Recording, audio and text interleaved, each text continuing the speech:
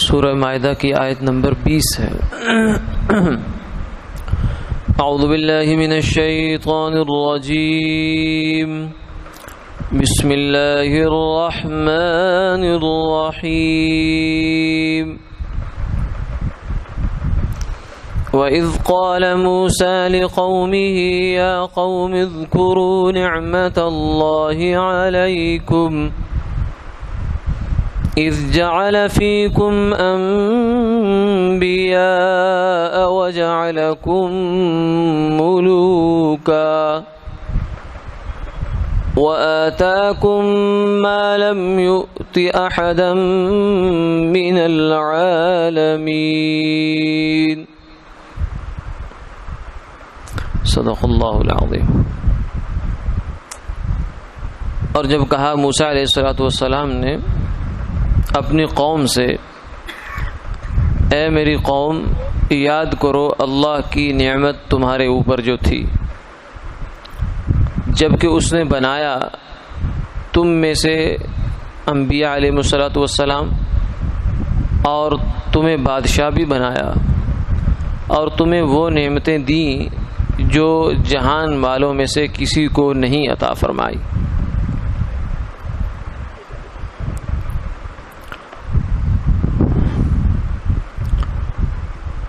پچھلی آیات میں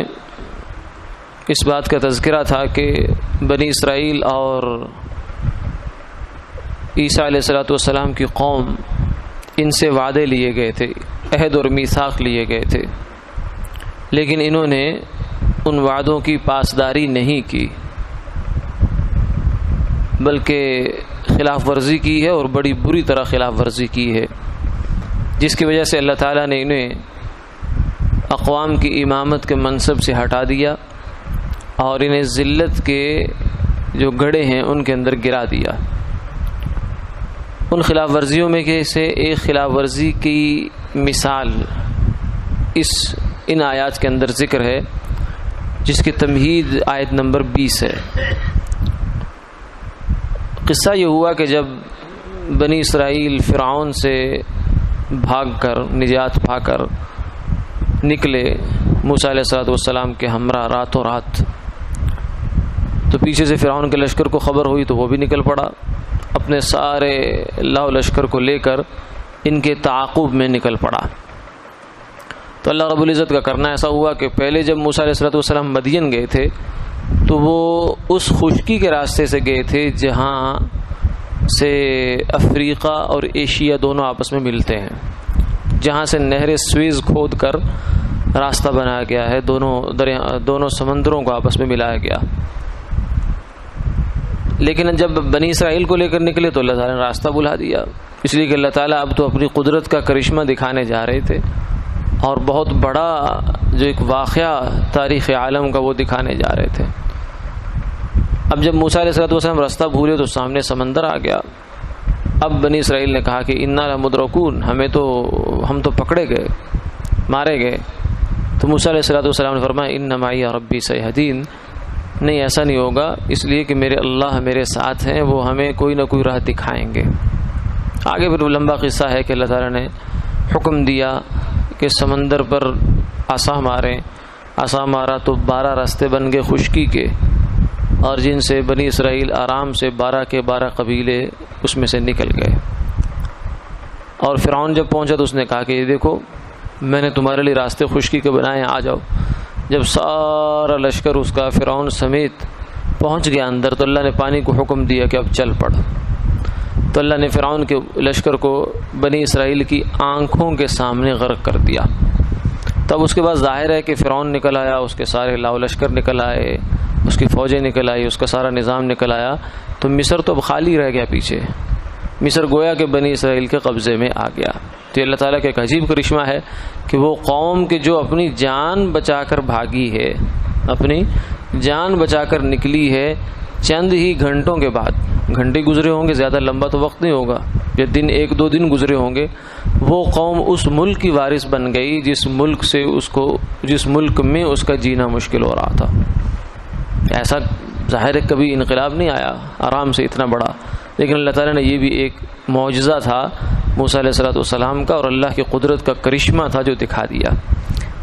تو یہاں سے پھر آگے بنی اسرائیل جو ہے صحرا کے اندر آ گئے، دریا پار ہوا، سمندر پار ہوا، تو اس کے بعد دوسری جانب آ گئے، وادی تیہ جگہ تھی وہاں آ گئے۔ یہاں پر آ کر اب اللہ تعالیٰ بنی اسرائیل کی خواہش یہ تھی کہ ہم لوگ واپس مصر چلے جائیں، وہاں جا کر اپنا زندگی گزاریں، لیکن اللہ تعالیٰ کی منشا کچھ اور تھی۔ اللہ تعالیٰ نے فرمایا کہ نہیں، اس کی بجائے اب تمہیں یروشلم یعنی بیت المقدس جو ہے اس کے اوپر چڑھائی کرنی ہے، اس کو واپس لینا ہے عمالقہ قوم سے۔ لیکن بنی اسرائیل بیچارے ایک طویل رات غلامی کی گزار کر آ رہے تھے، غلامی کی ایک طویل رات گزار کر آ رہے تھے، یعنی بہت لمبا عرصہ گزار، نسل در نسل غلامی، فرعون کی غلامی میں چلتے چلے آ رہے تھے۔ تو اس لیے وہ بیچارے بہت ہی بزدل ہو گئے، ویسے بھی بزدل تھے لیکن اس غلامی نے ان کو بہت ہی بزدل کر دیا۔ تو موسیٰ علیہ السلام نے فرمایا کہ یہ عمالقہ کا قوم ہے اور اس کے اوپر ہم نے چڑھائی کرنی ہے، جہاد کرنا ہے، ان سے یروشلم اور بیت المقدس واپس لینا ہے۔ بنی اسرائیل نے کہا ہم پہلے دیکھ کے آئیں گے کہ وہ لوگ کیسے ہیں۔ انہوں نے اپنے کچھ سردار بھیجے اور وہاں جا کر جب انہوں نے دیکھا تو انہوں نے کہا کہ وہ تو بڑے ڈیل ڈول کے لوگ ہیں، وہ تو بڑے پہلوان ہیں، تنومند ہیں، وہ تو بڑے بہادر اور جنگجو ہیں، ہم تو ان کا مقابلہ نہیں کر سکتے۔ وہاں جو سردار گئے تھے ان میں سے 2 سردار جو بعد میں نبی بھی بنے، انہوں نے تو آ کر یہ نہیں کہا کہ وہ بڑے بہادر لوگ ہیں، انہوں نے کہا کہ بس عام سے لوگ ہیں، ہماری طرح کے لوگ ہیں، انسان ہی ہیں، جب ہم جائیں گے تو اللہ تعالیٰ ہمیں فتح عطا فرما دے۔ انہوں نے حوصلے والی بات کی، لیکن جو باقی تھے وہ ڈرپوک تھے، انہوں نے ڈرانے والی بات کی۔ انہوں نے کہا کہ نہیں، وہ تو بڑے زبردست لوگ ہیں، ایسے ویسے لوگ ہیں، ہمارا تو وہ بوٹی تکا کر دیں گے۔ اب بنی اسرائیل تو پہلے ہی ڈرے بیٹھے تھے، جب ان کی بات سنی تو یہ تو زمین کے ساتھ ہی لگ گئے۔ انہوں نے کہا اب ہمارے بس کا یہ کام نہیں ہے۔ موسیٰ علیہ السلام سے کہنے لگے کہ اذهب انت وربك فقاتلا انا هاهنا قاعدون، آپ تشریف لے جائیے، آپ کے اللہ بھی ساتھ چلے جائیں، نعوذ باللہ من ذلک۔ انداز گفتگو کیا ہے؟ انا هاهنا قاعدون، ہم تو یہ بیٹھے ہوئے، ہم نہیں جانے کے یہاں سے۔ موسیٰ علیہ السلام نے اور دوسرے جو 2 سردار تھے انہوں نے بہت ترغیب دی، انہوں نے کہا کہ دیکھو اللہ نے وعدہ کیا ہے کہ یہ شہر تمہارا ہے، اب جب وعدہ کیا ہے تو یقینی بات ہے کہ جب تم جاؤ گے تو یا تو وہ روب سے ویسے ہی بھاگ جائیں گے، یا تھوڑی بہت اگر لڑائی کرنی پڑے گی تو ہوگی، نوبت آئے گی، ورنہ تمہارا کوئی بڑا نقصان ہونے کا نہیں ہے، یہ شہر تو اب تمہارا ہی ہے، تمہیں ہی ملنا ہے، اس لیے تم نکلو، ہمت کرو۔ لیکن انہوں نے نہ نبی کی بات پر یقین کیا، نہ اللہ کے حکم پر اعتماد کیا اور نہ توکل کیا، بلکہ وہ وہیں بیٹھے رہے۔ اب ان کو اللہ نے یہ سزا دی کہ 40 سال تک اسی میدان میں جہاں یہ تھے گھومتے رہے۔ یہ بھی ایک بہت بڑا واقعہ ہے کہ 40 سال تک موسیٰ علیہ السلام، حضرت ہارون علیہ السلام کی وفات بھی وہیں ہوئی، قبر بھی وہیں بنی ان کی۔ بنی اسرائیل صبح سے نکلتے تھے مصر جانے کے لیے واپس، اور شام تک جب چلا کے آتے تھے تو اسی جگہ پہنچ جاتے تھے، یعنی کوہلو کا بیل جیسے سفر کرتا ہے تو وہ بیچارہ صبح سے شام تک چل رہا ہے، لیکن شام جب اس کی آنکھوں سے پٹی ہٹائی جاتی ہے تو جہاں سے چلا تھا وہیں کھڑا ہوتا ہے، باوجود چلنے کے اس کا سفر نہیں کٹتا۔ تو بنی اسرائیل کے ساتھ بھی معاملہ کچھ ایسے ہوا، اللہ کی جانب سے یہ گویا کہ ایک سزا تھی کہ اتنا قریب آئی ہوئی اللہ کی مدد اور نصرت اور اس کا جہاد کا وعدہ، اس کے اوپر بھی تم جو ہے متوجہ نہیں ہوئے، سنجیدہ نہیں ہوئے، تو اب تمہاری سزا یہ ہے کہ تمہیں مصر بھی واپس نہیں بھیجا جائے گا، اسی میدان میں گھوم گھوم کر تمہاری نسلیں ختم ہو جائیں گی، لیکن تم یہاں سے نکل نہیں پاؤ گے۔ تو یہ سزا ان کے ساتھ ہوئی۔ پھر موسیٰ علیہ السلام فوت ہوئے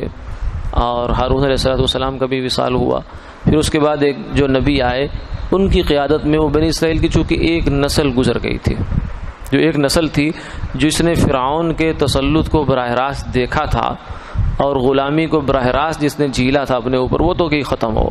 اب اس کے بعد جو آگے نئی نسل آئی ہے تو نئے انبیاء علیہ السلام کی قیادت میں انہوں نے بیت المقدس پر حملہ کیا، جہاد کیا، اللہ تعالیٰ نے ان کو فتح عطا فرما دی۔ تو یہ فرمایا کہ یہ تمہید تھی اس حکم کے لیے جو آج کی آیت ہم نے پڑھی ہے، یہ موسیٰ علیہ السلام نے ان کو ترغیب اور تمہید دی ہے کہ تم لوگ اپنی حیثیت پہچانو، تم بڑے شاندار لوگ ہو، تم بڑی نبیوں کی اولاد ہو، تمہارے اندر بڑے بڑے بادشاہ ہوئے ہیں، تمہیں کیا ہو گیا کہ تم ایک جو ہے وہ قوم